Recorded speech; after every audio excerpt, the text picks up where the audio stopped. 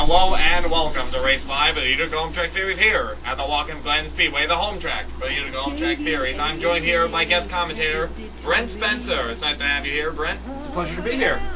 Starting good rules past, we mentioned a rule change for this week. Instead of the 29 cars we usually have, we have 30 cars. But instead of making a points change, the car in 30th place will not receive any points. So these drivers are going to have to try not to finish last. Let's get started with today's event. As on pole, once again this year, Samantha Yahnke has been having a great season. She really is, especially after seeing her last year. It's very surprising.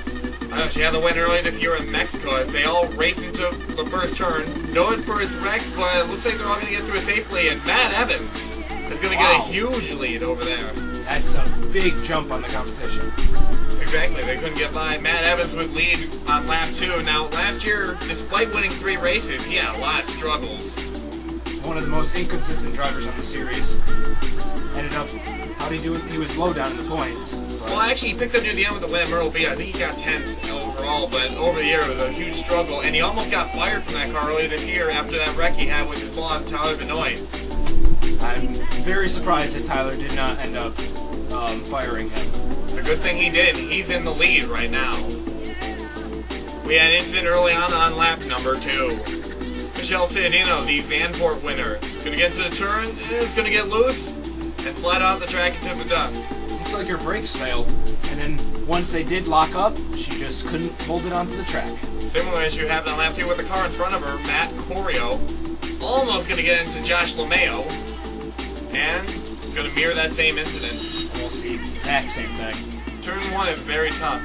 Now here's a fresh new face on the circuit, Seth Cole, ranked for the Rookie of the Year title. He has the NISCRA Racing Series on his car.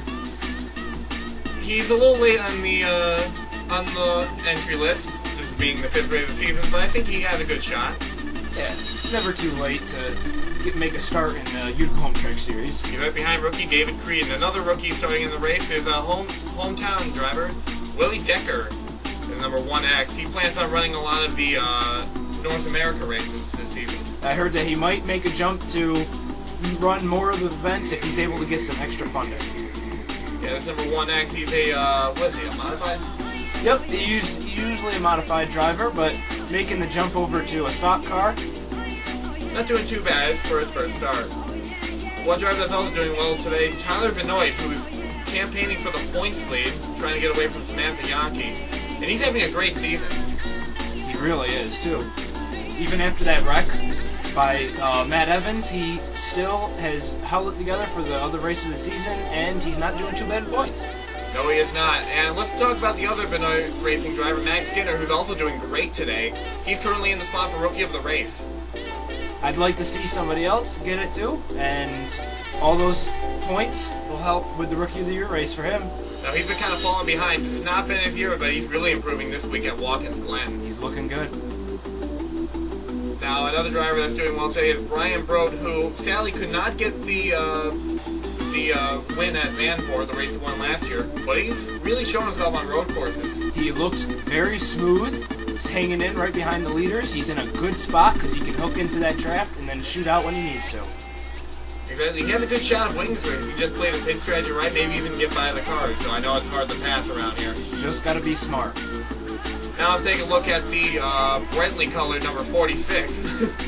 I always love when this car's on track, and they've changed it up this year. Also having a great run, and whoa!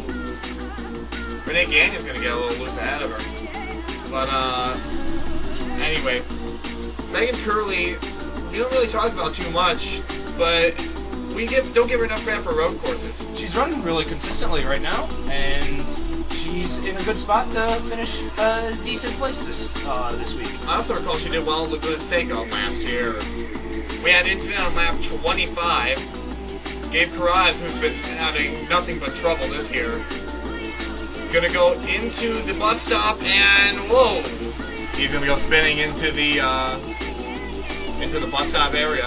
Looks like another brake failure. Just couldn't slow down before he had to make that turn, and then exactly. Whoa, wait a second. He's going on track. Willie Decker's coming up. Oh! And Neil Evans. Neil Evans is going to clip the wall a little bit, but other than that, everyone's going to come out there scot-free. But later on in that lap 25, Brian Valentine going into the final turn. Brakes lock up and into the wall. He's gonna go Neil Evans, hard contact into the wall. We're going to need to take a look at a replay of that. Here's from another camera angle. Neil Evans running for the Rookie of the Year title. His son's in the lead. Ooh, that was a broadside of that wall. Just looks like he went into that turn too fast and then locked up the brakes. I think he was trying to catch up ground from that last break. Here's the onboard. Ooh, that's a hard slap. He'll feel that tomorrow. Exactly, and he's going to have to spend a while in the pits. He's going to miss pit road the first lap, so he's going to be kind of slow going around. But luckily, pit stops happened the lap afterward. Everyone comes down pit road except for a couple. Almost everyone is going through. Exactly. Matt Evans would be the leader following pit road. He is just dominating the field right now. He's on fire, Jay, and he's not even good at road courses. He's led every lap today so far. If you look at his past history, not so good. Exactly. Gabe Carraz in car number 16 was a huge gainer on pit road. That spin might have actually helped him. He's currently running 7th on the track. Oh, wow. Right ahead of Max Skinner. This could be the boost he needs to get his season back going. He's right near the bottom end of the points. More trouble for Matt Corio, who's been having a rough race. He's already 3 laps off the pace. He would have to pit for a cut tire. I think he may have hit some debris from the Evans crash. Yeah. Can't always get all that debris off the track. They try their hardest, but the track crew can't always get everything.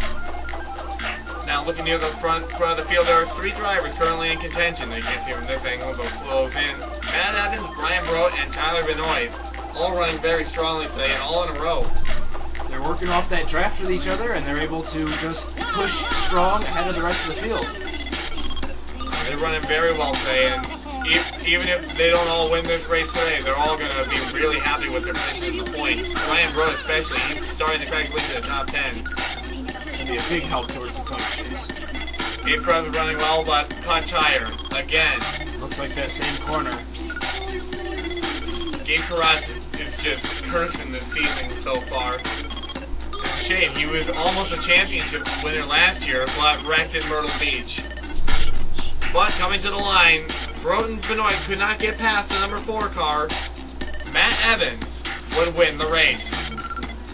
That's a good, big win for him. Especially Win number 4 for the number 4 car, which means he currently has the most wins in the Utica Home Track Series, surpassing Bob Citadino's 3.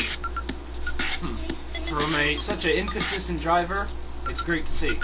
Yeah, congratulations to the entire team. Here are the race results. Matt Evans is in first place. Brote's in second. Benoit is in third. Yahnke, Curley, Murphy, Gagnon, Skinner, Smith, and Creed are rounding out the top 10. Skinner gets Rookie of the Race. Seth Cole in his first start, 13th. Not too bad for him. And as we continue with the rest of this, some Rookie of the Year contenders in the back there, like Decker, who was in his first start. Not too bad. 22nd isn't too bad. And Evans, Citadino, and Corio all having pretty poor days today. Pretty upsetting for them. Let's take a look at the point standings. Here are the top 10. Samantha Yahnke still has the points lead. A total of 6 points over Tyler Benoit. Then Jamie Murphy, Brian Brote, and Matt Evans are going to move into the top 5. 2 Benoit Racing members are in the top 10. It's Smith, Creed, Arcuri, Corio Jr., and DeFrank who stuck up there. Now here are the Rookie of the Year standings. Season's still young, but David Creedon's pulling out to a lead. Seth Cole and Willie Decker add their names to the list, but Connor Breton is starting to fall back in this honor. Neil Evans, even after such a poor week, still in second place. Well, I hope you join us next week for the Darlington event. If it's anything like last year, it's going to be a really exciting event. I'm happy that we had Brent Spencer in the booth this week. It's great to have you along. Hope to see you later. Enjoyed being here with you.